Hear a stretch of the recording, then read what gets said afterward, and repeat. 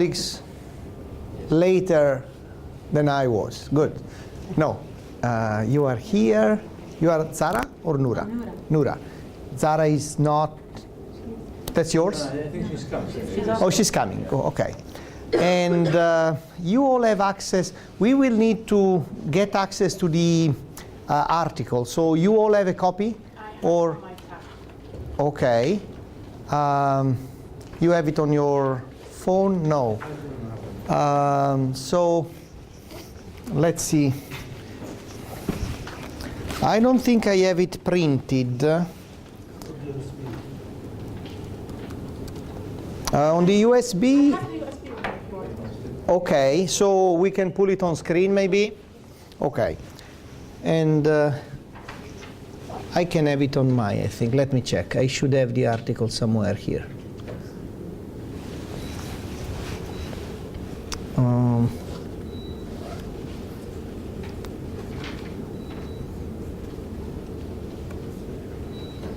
So desktop.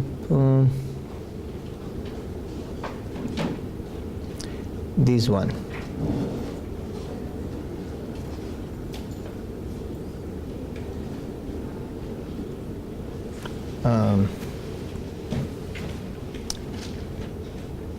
So I have it, but it doesn't show up there. Let's see. Maybe this way. Yes. But then I don't see it anymore.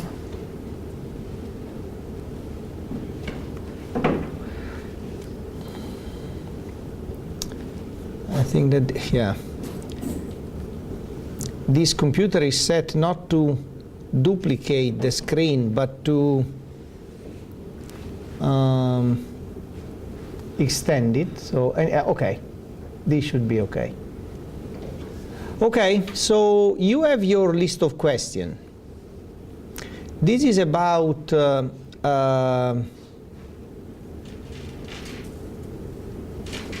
diagnosis, so I don't think you need any further introduction. The lecture covered all what we need here.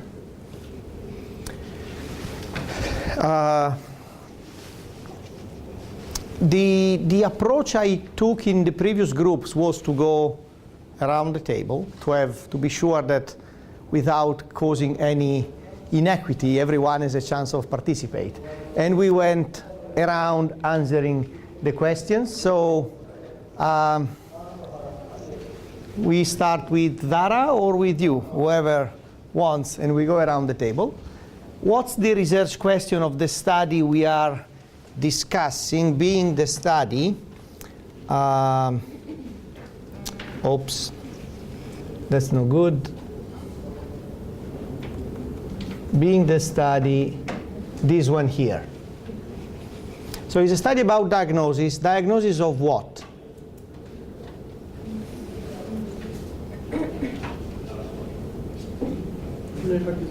Coronary heart disease.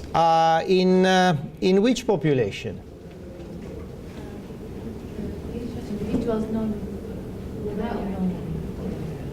Without known coronary heart disease. Okay.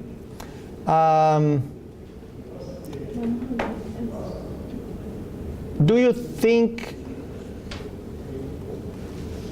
we can tell already from the abstract or the title if this is a high or low risk population?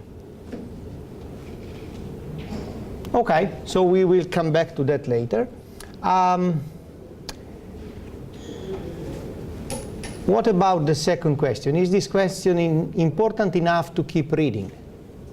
Are you happy with the way you do the diagnosis of a coronary artery disease in your practice? Or maybe you don't do it at all. You are pediatrician, they shouldn't have a lot, dermatologist either.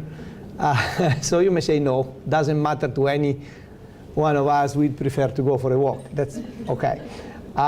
That's non-acceptable answer. But it's important to ask. So it's important to ask for every study, but particularly for diagnostic studies. Some diagnostic studies are really very far from being clinically impactful. They assess property of tests, but they have no impact on practice. So how can you check if this is important or not for you, for example, beyond you being a dermatologist or a pediatrician? Check of which intervention are they which test are they proposing to use? 64. Yeah, so do you have CT angio where you work? Yes. So that's relevant then. But if you had no CT angio, well, unless you are a hospital administrator and you have to decide if buying a CT angio, that case, okay, it might apply to you. Or if you want to make the case and go and ask for everyone. But why would I do a CT angio for people like without coronary artery disease just to diagnose?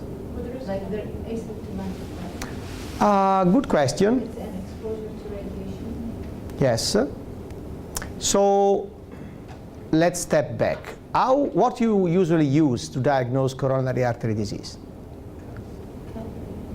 Cath lab. Is there exposure to radiation in cath lab? Yes. Yes. More or less than a CT scan? Yes. Less? Yes. Okay. I give this test. There's only 3 shots, 4 shots, nothing like series of.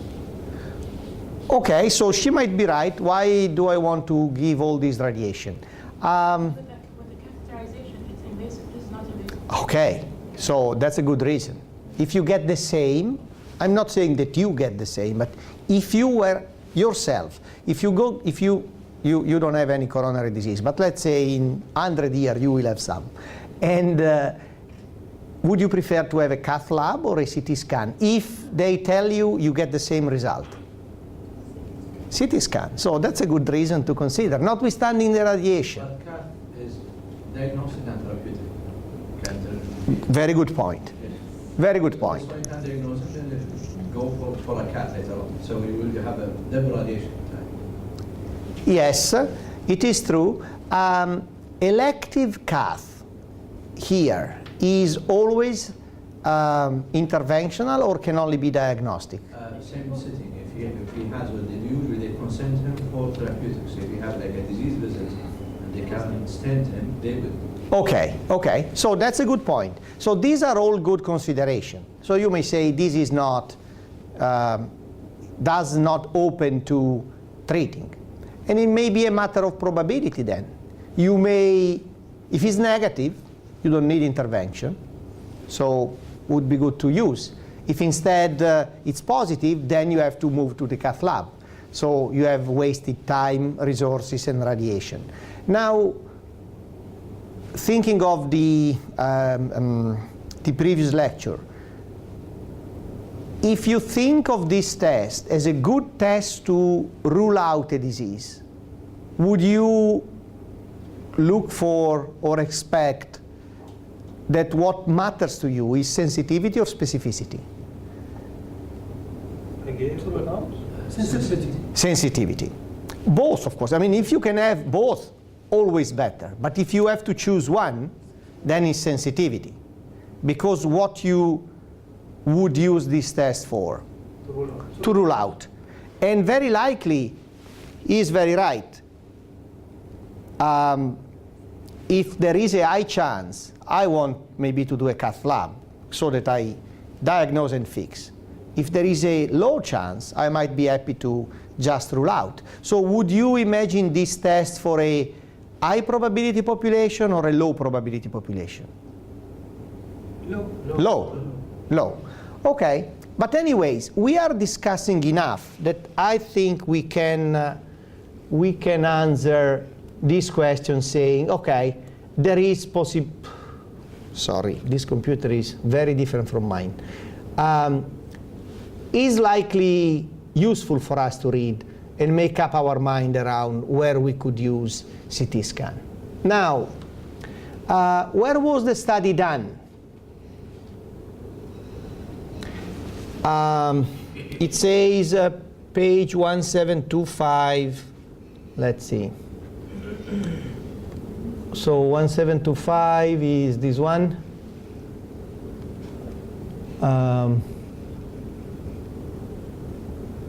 patient. Do you see the setting? I'm really in the best spot to move to. Let's see if I can move it. It's in there.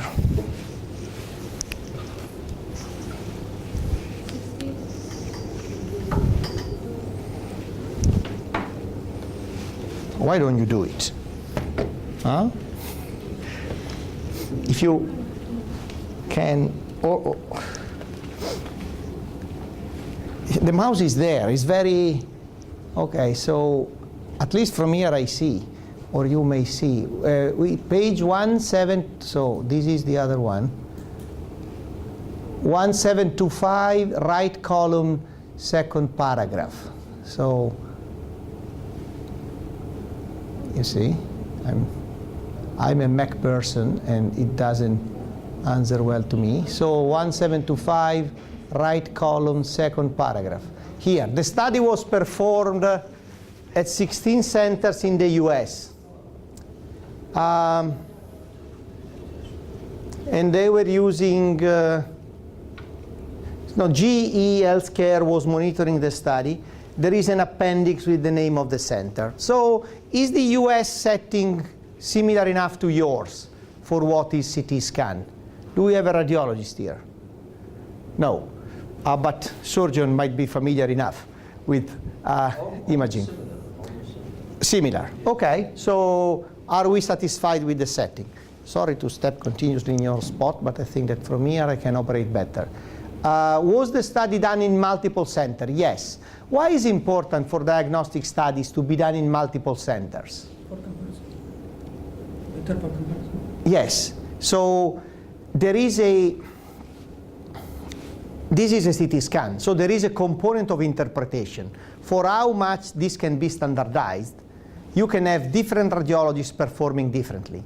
So if you have a single center with a brilliant radiologist that does only this for all the time, he might be able to see things that then when you go in the field, no one else sees. So 114, 112 centers very likely is representative of a broad population of radiologists of any kind. So that's good to have. What are the inclusion criteria for the patient in this study? And is the other? 18 years old. Okay. Experience typical or atypical chest pain. Yes. And we're being referred for non-emergent ICA. Okay. It's here. Or down. Up. Under I- The methods. Do it. Under patients.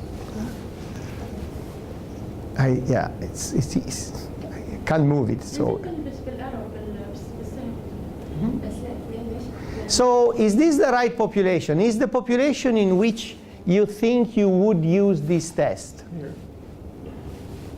Oh, pitch. Okay, okay. Yeah, excellent. Thank you. So 18 years of age, typical or atypical chest pain, being referred for non-emergent ICA. Sounds the right population, correct? Would you use a CT scan in the emergency room? Yeah, I would. You could, but really, Why wouldn't I? so if the patient is in emergency, has pain, It's an acute phase. yeah, if it's in acute phase, very likely you want to have a cath lab. So it's not. But the problem is we don't have a cath lab in every hospital in Kuwait. We have to refer him. Oh, okay. If scan is available, it is more. Excellent, excellent. So before referring the patient, you can have. I would have both, then I'd send them, just like you said, to angio. I won't take them for CT, but if an angio is not available, Oh, you are in emergency medicine. Good. So you decide. Then, but still, in emergency medicine, would you use evidence that was generated in this population, or is too different from yours? So let's say that this study concludes that, okay, you can do this test. It helps you ruling out coronary syndrome in this population. Atypical chest pain referred for non-emergent. Do you think that you would still see? No. So you would need another study there. Okay, we'll see later, but I think we are starting to settle into what we need. Spectrum bias. Do you recall what spectrum bias is? Spectrum bias refers to the fact that, as Joseph was telling you, diseases present in different ways.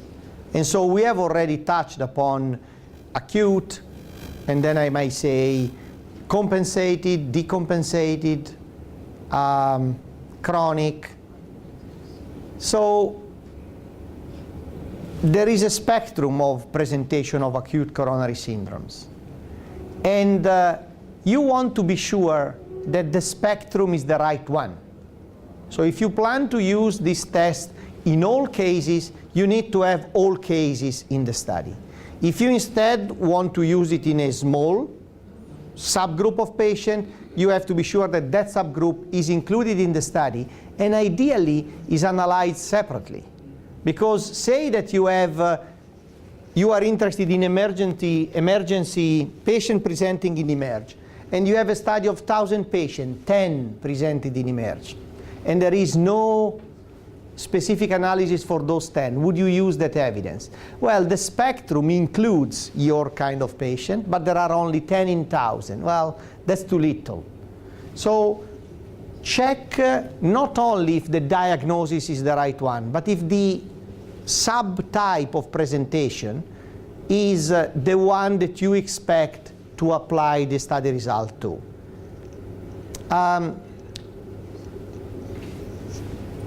I don't know why they decided to call it spectrum, possibly because of the spectrum of the light.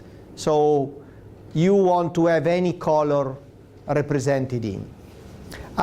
Do they say anything about this in this paper? Let's see.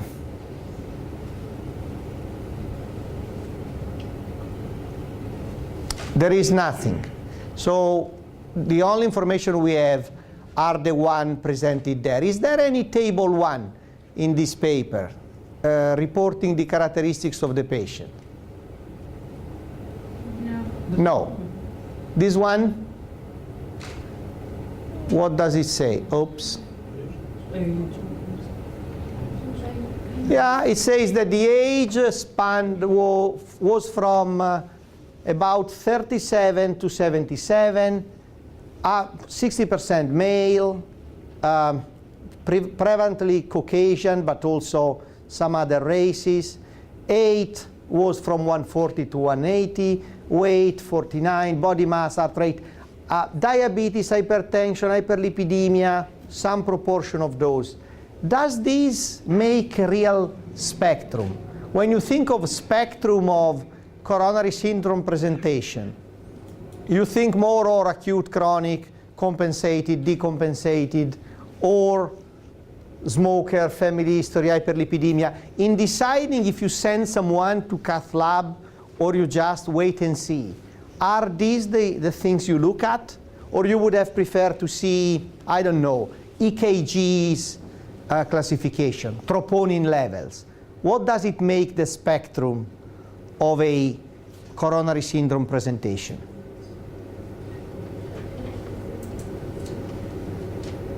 I would say more, I mean, you are in emergency medicine. Or there is any cardiologist here? No. So I think that it's the two of us. But I would say that I'm okay knowing that there were people with diabetes, hypertension, hyperlipidemia. I would have preferred to know if their pressure was maintained, if they had bouts of ventricular fibrillation, if they had ECG abnormalities, level of troponin. That would have made me more confident that there were a mix of severe and non-severe cases. Knowing all of this may not be important.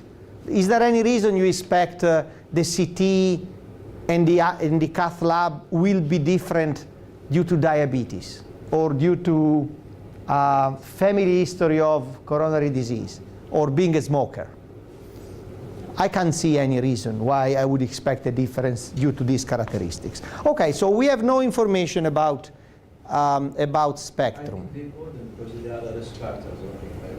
Yeah, I'm not saying that it's bad Not to. everyone like who smokes, obese, diabetes, hypertension would have a coronary angiogram. Yes. So it's good to know, but it's not what make really difference in your decision. Yeah. Nature and severity of disease, different from the cases I will see, we have covered already. Let's move to the second question. What's the gold standard? What they compare the CT scan to? Angio. Angio, right column of 1 to 6. So it's here, down here somewhere.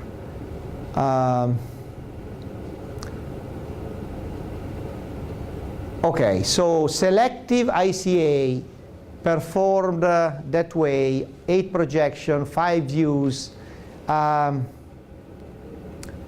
Is that reasonable? Is that what you get from your cath lab here? There's a, I mean, for me, that would be what I get in my hospital. Minimum of 8 projection, 5 views. Yeah, they tell you the percentage of stenosis, and then they tell you if it's possible to do ballooning or stenting. Right. Yeah, that's the whole purpose, and that's what we get. Yeah, okay. So we are happy with that. What other question we have about the comparator? Is a test with high validity? Can you think of any better test to diagnose coronary stenosis? It is considered a test. Yeah, it's considered a gold standard. It's the best you can get. Was the gold standard measured at one point in time or over a period of time? What's this question asking you?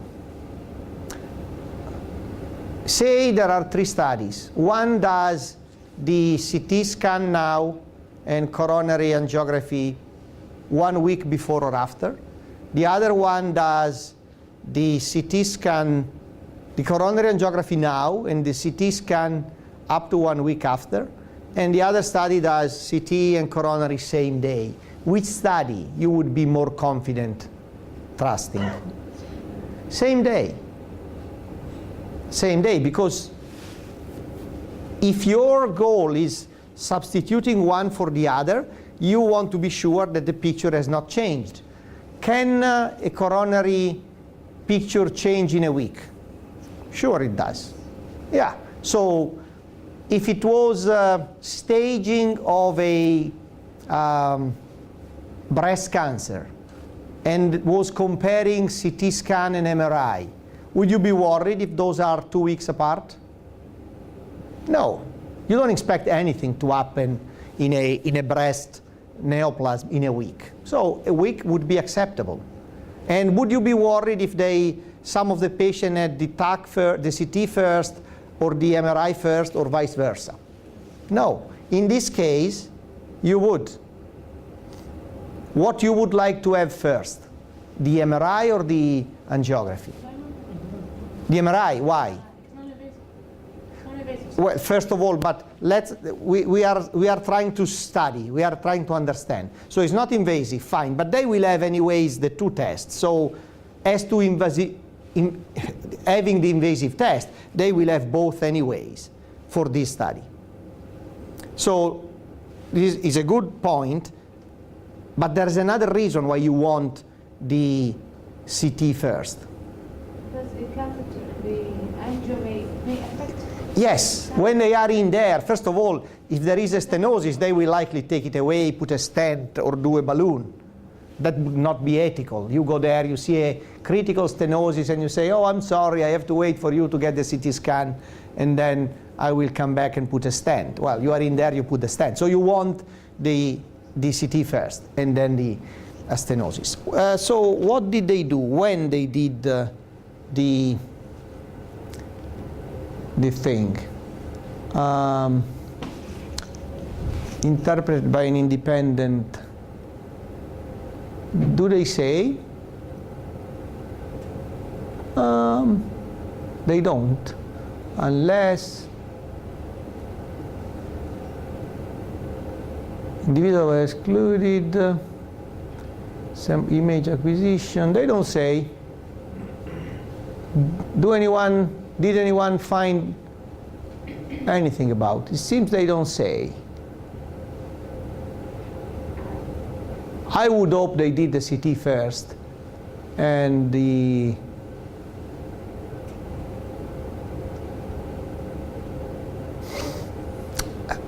I would imagine, but okay. Well, you have gotten what the problem is. Is left empty. So maybe Joseph, when prepared the slide, was unable to find him himself. So we don't know. We don't know. Verification bias. What is verification bias? Is written here.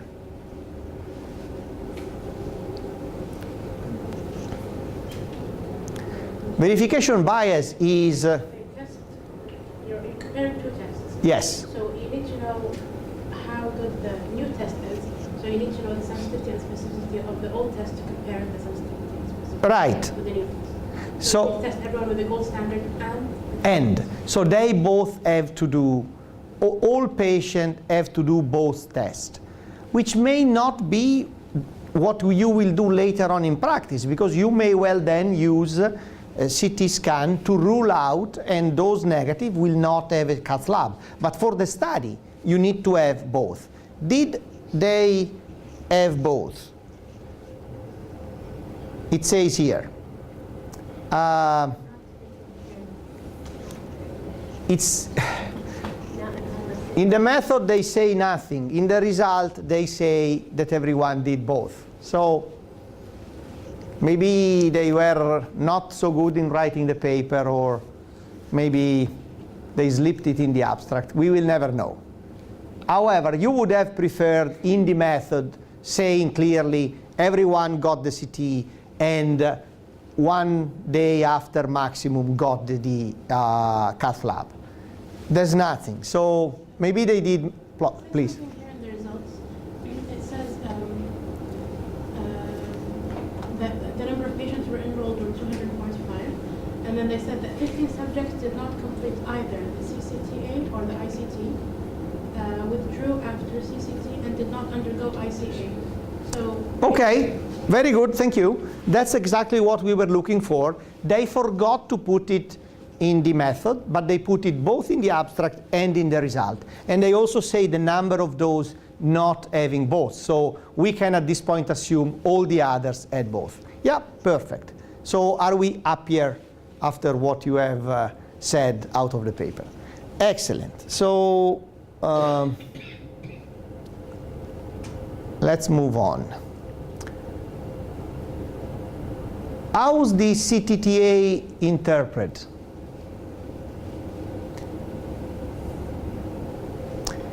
Is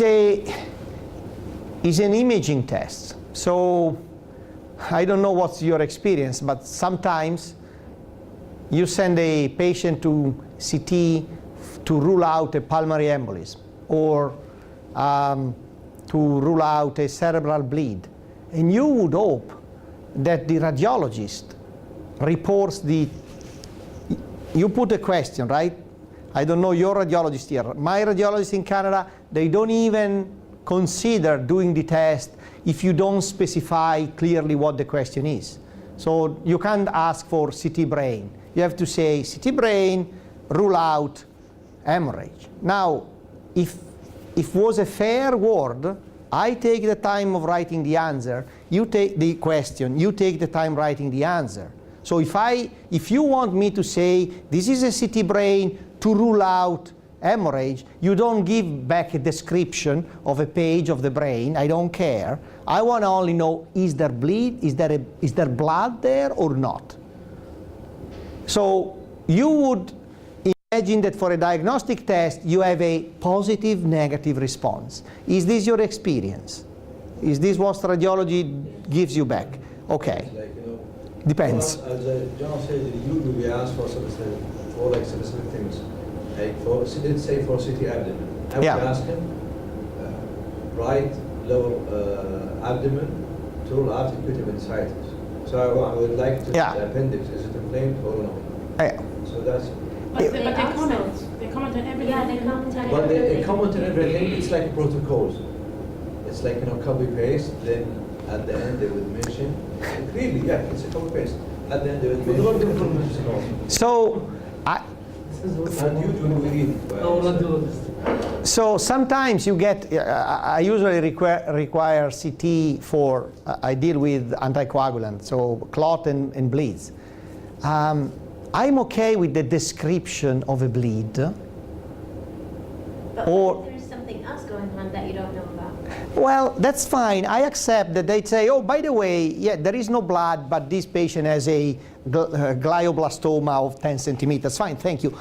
I'm happy to know, and I will refer the patient. What doesn't help me, if I have a question and I ask a question, is not answering the question. So if you, for PE, they say, there is material in the inferior lobar artery. It can be thrombus penetrating the vessel or clot. Come on. You just need to take an arterial phase and you look if there is blood in that thing. If it's a clot, there is no blood. If there is blood it's tissue. It's not that difficult. I want to know if there's a clot that requires anticoagulation. I don't want to know if there is something in a vessel that may be a clot, maybe a worm, or maybe tumor. Doesn't help me. I know that that patient is not breathing and has something in the lung. I need to know what that is. Now, that's my personal complaint to radiology. But assuming we ask the right question and they use and they say positive and negative, I can accept they can say uncertain. I don't know. There are tests that are uncertain. They don't like saying uncertain usually. They describe without saying uncertain. But for clinical usefulness, if you have to decide what to do, if you get positive, in this case, you send for cath lab. If you get negative, you send home. If you get uncertain, very likely you send for cath lab. But you have to get something that helps you in deciding.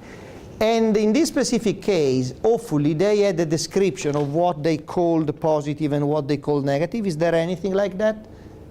Seems that is on. They have 3 interpreters, 3 readings. Okay. But were they using standard criteria? They mentioned in the method that they were using standard criteria. Okay, that's good.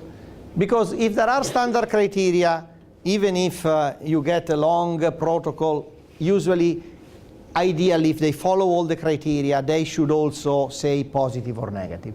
So there are standard criteria, and she says that there are more than one reading, fine. Those reading the CT scan result, do you know about the cath lab result or not? Is that important? The question is, the radiologist that is reading the CT scan knows about the result of the cath lab or not? And if you think that this is important. I think they should. You think they should? They shouldn't. They should. Oh, they shouldn't. Should not. Why they should not? Because we're trying to test if this test Right. is accurate. So basically Yes. bind it to the gold standard to see what the diagnosis is. Okay. Would it be okay for you to know that they did the cath scan first and the cath lab later, to assume that they are blinded? Because the moment they do the CT scan, they have not yet done the cath lab. You can have the images there, leave them there for 2 days, wait for the cath lab to be done, and then report the images. You would imagine that in a CT like this, you send the patient, you get the response. But for the study, unless they say, you don't know. They could have taken the images, gone for a walk, wait for the patient to have the cath lab, read the result of the cath lab, and then go back and assess the CT scan. So for the study, you want them to tell that the one that was reading the images didn't know about the cath lab. Because it's important. Joseph showed you. If I know that they put a stent I won't say there's no lesion, because that equals to say there's a lesion, I'm not able to see it. That's no good, no one does it. That's a bias. You won't do it. Okay, so blinding is important. Were they blind or not? It seems they were. Yeah. Can you read it, if you have it there? The degree of coronary artery stenosis identified by CCTA was assigned based upon a consensus of more than 2 of the 3 blinded CCTA readers. Okay, and that's the criteria. But about the blinding, does it say anything about them being blind? Let's see. Interpreted by 3 readers, blinded to all patient characteristics and ICA results. Excellent. So that's what we were looking for. Good. So he's blinded. Cut point assess for the test. The previous paragraph, before the one you were reading, where cut point assessed. Let's see. 1, 2, 6.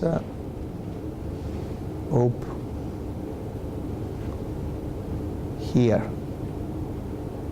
The degree, oh yeah, is what you read now.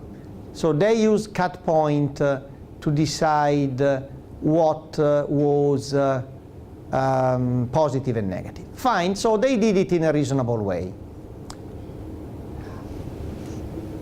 Are the 2 tests independent from each other? Yes, in this case, yes. What could be an example of non-independence?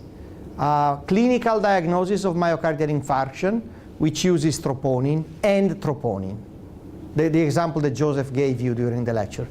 Of course, if I use a clinical diagnosis where troponin is one of the components, and I assess the role of troponin alone, they will correlate for sure. Because, I mean, you are in emergency medicine. When you have a clinical picture that is suggestive and you have a high troponin, well, you don't even wait anymore, at least in my place, for the repeated 6 hours. That's enough. 1 high troponin, clinical picture, you go to cath lab. So then if you look, does troponin predict cath lab? For sure it does.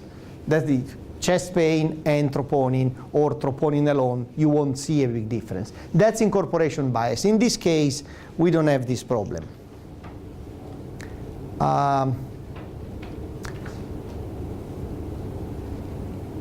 So they decided to call positive everyone with a stenosis above 70%.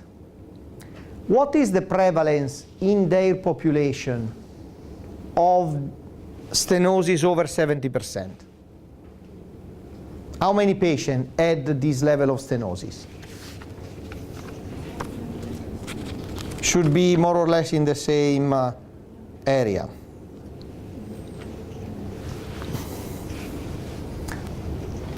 One to 7, right column, second paragraph. So 1 to 7, right column here.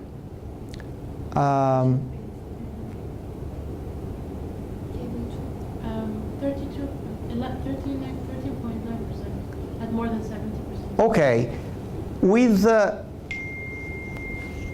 that's the prevalence of the disease in our population, right? Because they tried to show the properties of CT scan to diagnose 70% or more stenosis. And so what the disease is, to fill our 2x2 table, is the prevalence of this level of stenosis. And is 32% in the population. 32% on the CT or on the cath lab? CT. So that's not what we are looking for, because that's our test. But we are looking for the gold standard. So what's the prevalence of 70 or more at the coronary angiography?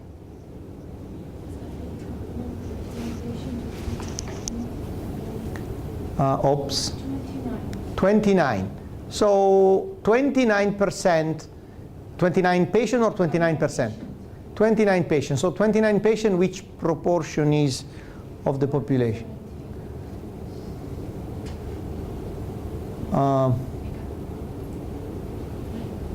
So is 30% the prevalence?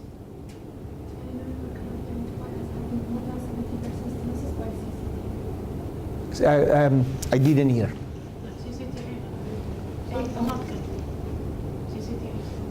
No, that's sensitivity, specificity.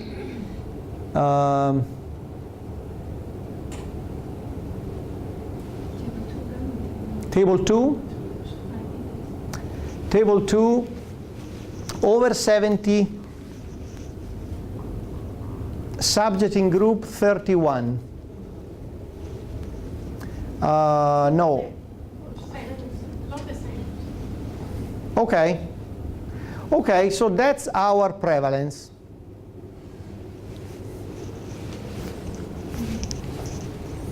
What's the following question? Sensitivity, specificity, positive predictive, negative predictive for the patient-based analysis. Exactly where we were, table 2. So for this group here, what's the sensitivity? 94%, specificity 83, positive predictive 48, negative predictive 99. What are we interested in here? Which one we are looking for? Let's see if I can make it. MPV. NPV. Why NPV? Because we want to see if negative result can rule out the Right. So we are interested in sending home those with negative tests. So we want to know what's the likelihood of being true negative if you have a negative test. That's the negative predictive value. And that's 99. Are we okay with 99? What does 99 means? Means that 99% of the time patients are testing negative and they don't have the disease. Right, so how many we would send home with a coronary syndrome? 1 in 100. Okay, the confidence interval is 96 to 100. What does that mean? That it should fall between this. Right, so could be 0% to 4%. 4%. So the maximum that can happen, the maximum bad that can happen, is that every 100 patient we send home 4 with a coronary syndrome. Would that be acceptable for you? Yes. What would happen to those 4% of patients? They'll be symptomatic and they'll come back. They will come back. How many of them will die before coming back? We don't know. Maybe one. You don't want to know, but very little. Okay, yeah. Very likely not many. Very likely not many. So we are happy with this result here.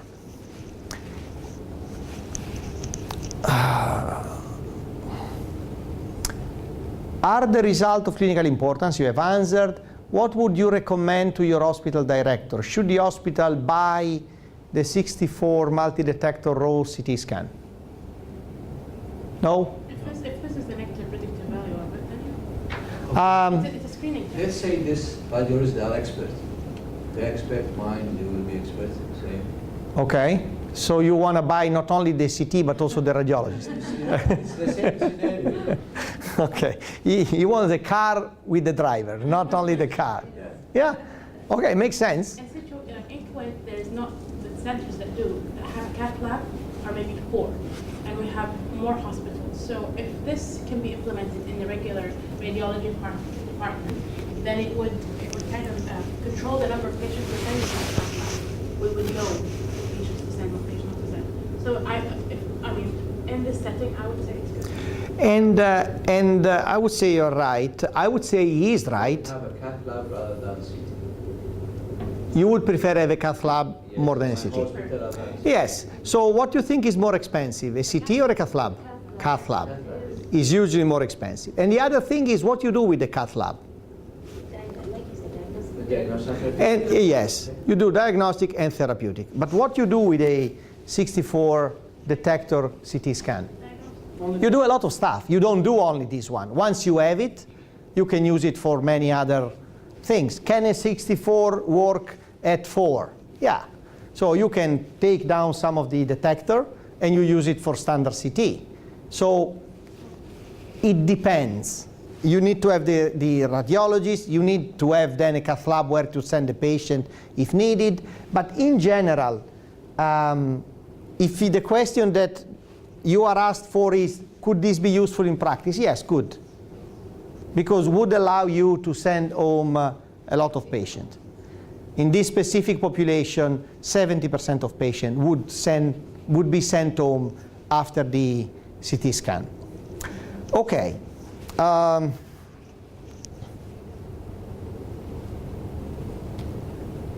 That's the table we saw already. Now let's try to use it for a case. Now you have been kind and insistent enough that our CEO bought the CT scan, sent the radiology in the States for 6 months. He had a lot of fun and also learned how to read the CT scan. And now they are all back, and we see this patient, 56-year-old man with hypertension, presenting with chest pain, exertional chest pain, 5 minutes of pain, and then if he rests, it goes away. He had 5 episodes of this pain over 3 weeks. Exercise stress is positive. You want to rule out the coronary artery disease, and you say that you want to use the CT scan. Since we have it, why don't we use it? Now, do you think that you can rule out coronary artery disease in this patient based on this study? Yes. Yes. What's your estimate of the pre-test probability for this patient? It's Right. high. High. How much high? How high? Well, he has the comorbidities, he has the symptoms, he has Age about 50. everything. Hypertensive. Right? 80%. 80%. She's very optimistic. She's a pediatrician. What would you say in Emerge? What's the probability? Very high. So 80 would be okay, but even 90. I think somewhere over 80 for sure. Yeah. Even the surgeon, right? Yes, pretty high. Good. So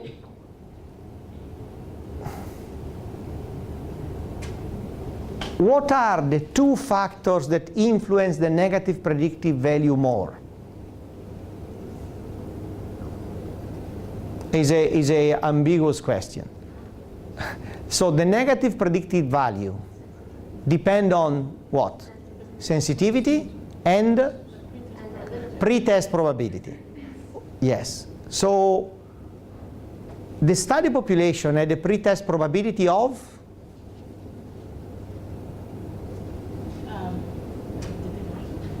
30%, right? There were 30% positive subjects. So on average, the population had a 30% probability. We don't know exactly how the patient were, but there were 30 with a stenosis, 30% had a stenosis. So ideally, the probability of the average subject in the population was 30%.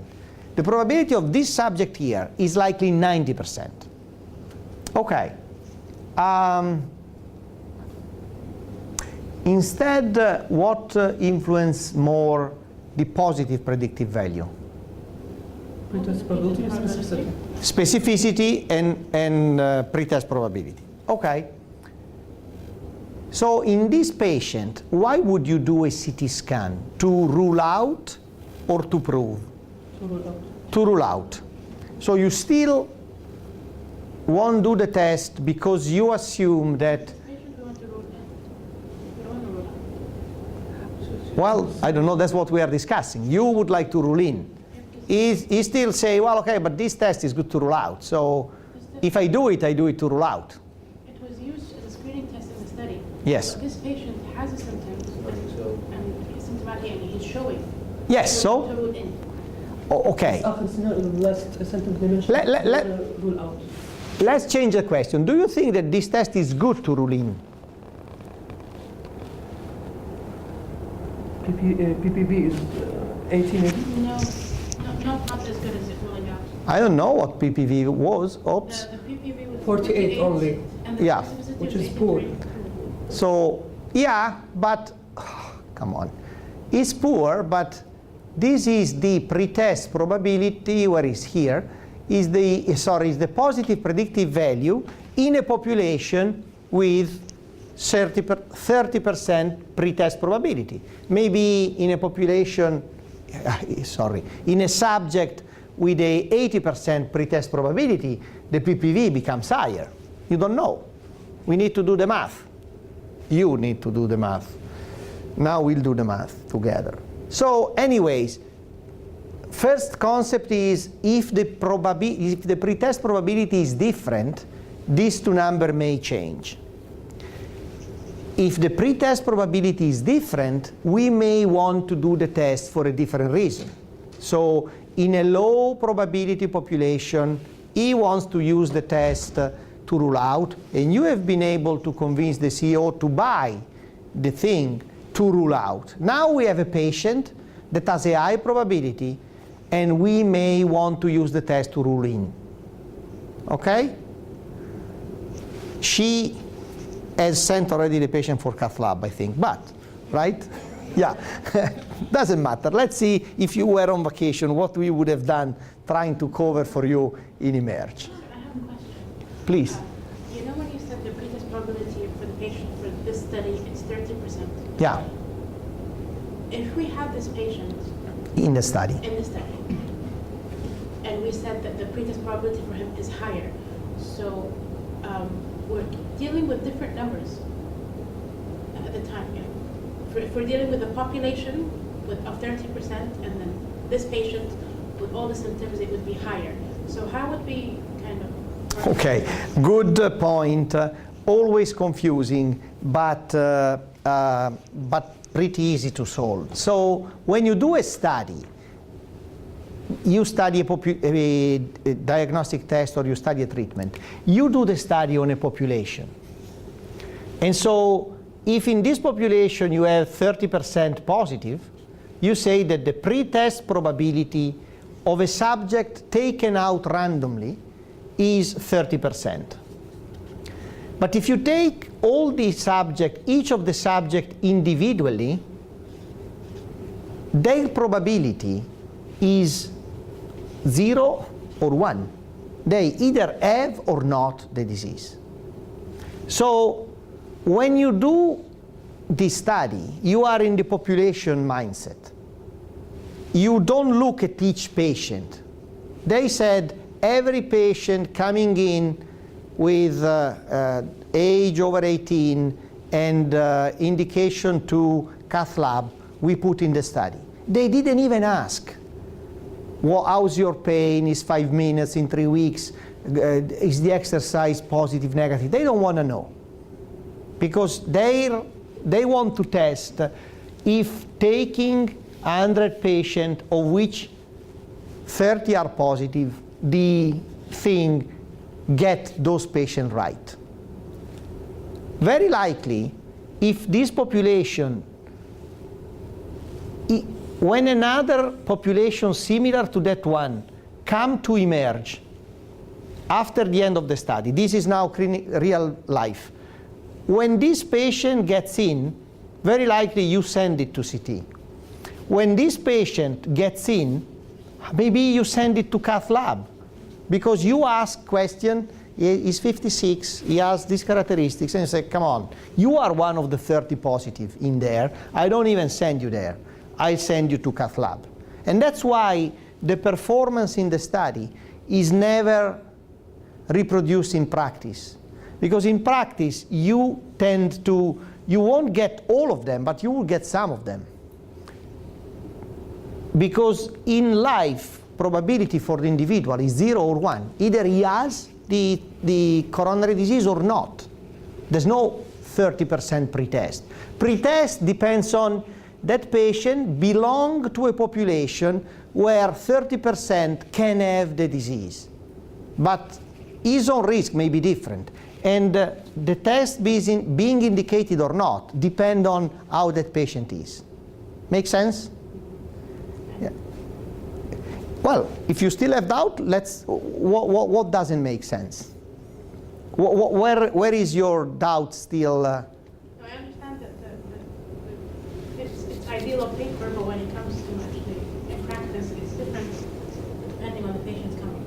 Yeah, and it's more different in diagnostics, because in treatment you don't know. Say that these are the one that will have a stroke, and these are the one that will have no stroke, and we know that aspirin prevents.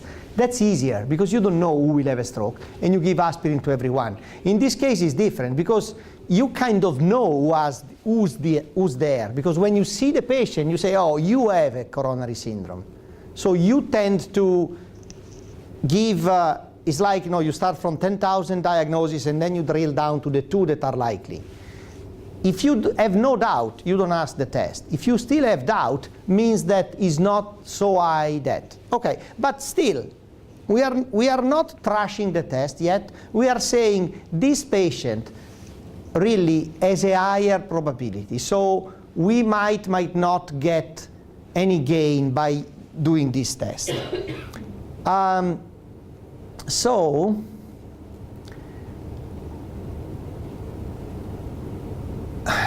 any of you can pull up this calculator to do the math? Or, because I'm not sure if on this one would be easy. I have a lot of trouble already. I can put it up maybe here. If you get it, tell me. If not, we'll try to put it up here.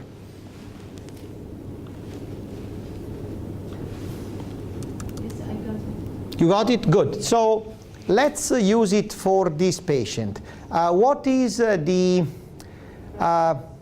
what does it ask you? Prevalence, enter the prevalence, sensitivity, and specificity. Okay, so prevalence, we assume that for this patient is 80%. Then this, sensitivity is 94.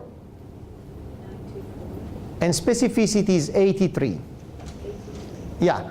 What's the positive predictive value? Prevalence must be between 0 and 1. Okay, 0.8. So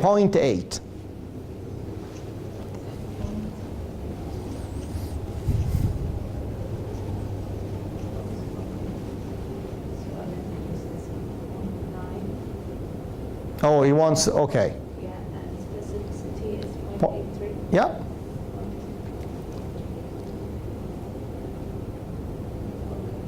So the positive predictive value is 0.95, 9.5. and then the negative predictive value is 0.77. 0.77. Okay, so you see how this number changed. So the positive predictive value is 0.95. So pretty good. Does it give you the confidence interval also? Or not? No. Okay. Let's say it's 0.95. 0.95 is pretty close to 100. So the test confirmed that he has a disease. But he was already at 0.8. So you gain 0.15. Does it make any difference in practice? In terms of sending this patient to cath lab, knowing that he has a probability of 95% or 80%, you would send him anyways. Good. Let's look at the, so it doesn't really help you ruling in.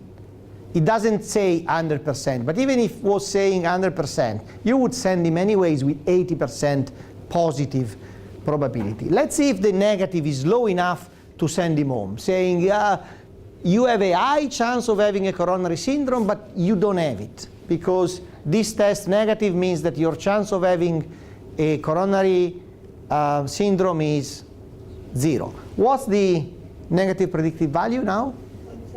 7.7. So it's not enough to send him home. You would send him home many, 23% with the disease, including this one. For sure, this one has the disease. So is it useful to do this test in this patient? No. And the reason is that negative and positive predictive value change with the prevalence. And the reason is that if this test comes back negative, you would send the patient anyways. And so that's what I think we covered already. If you ask a test, you have to be ready to do two different things if the result comes back positive or negative, or uncertain. If you think, okay, I'll send him for the CT scan. If it comes back positive, I send him for cath lab. If it comes back negative, I send him for cath lab. Why you wait? Send him for cath lab. You don't need the result of the test. Now, usually you build this decision, I'll send him in this case or in that case, based on knowing these numbers. So the message here is you don't use the negative, the positive and negative predictive value from the paper unless the patient has that probability. Now, unfortunately, Joseph decided that he had no time to go over the likelihood ratio, because you may say, I can't do this job for every patient. And in fact, she had sent already the patient to emerge, no, to cath lab. I can't do this calculation for each patient. The likelihood ratio gives you a chance of improving the probability of disease that is independent from the prevalence. So it's a different, now it's like the relative risk and the odd ratio. The likelihood ratio gives you the odds of having disease or not, depending on test positive or not, without incorporating the prevalence. And usually the likelihood ratio, the likelihood ratio for the positive test to be clinically useful has to be 10 or more, which means the probability of that patient goes up by 10 times, or for the negative test, 0.01 or less, which means the probability goes down 10 times. A change of 10 times is clinically relevant. And that's independent from prevalence. But if you use positive and negative predictive value, you need to be sure that the patient belongs to the range of probabilities that was, to the pretest probability that was there. Let's see what else do we have. How are we doing with time? We did this already.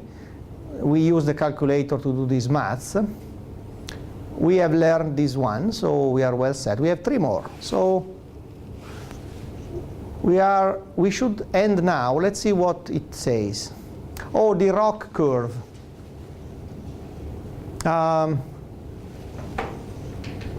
Is there a ROC curve in this paper? Yes. Okay, so where it is? Okay, it's here. Oh, is the one, okay, so this is the ROC curve. And the question for us is, what happened, what is the meaning of the ROC curve? And the meaning is the one that you saw before. Highest cutoff, 99% stenosis. Lowest cutoff, no stenosis. And you see how this split the population. What happened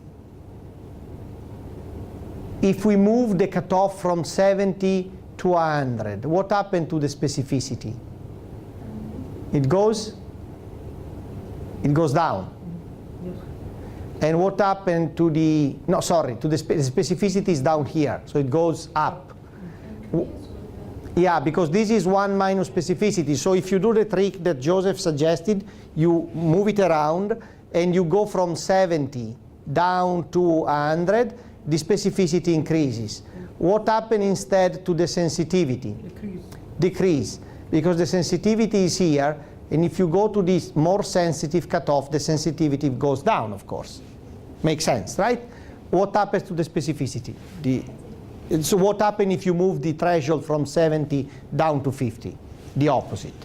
So if you go from here down in this direction, you will have the specificity going down and the sensitivity going up. If you call positive 30% stenosis, almost everyone is positive. If you call stenosis positive 100%, almost no one is positive, but those that are positive are almost dead. Okay.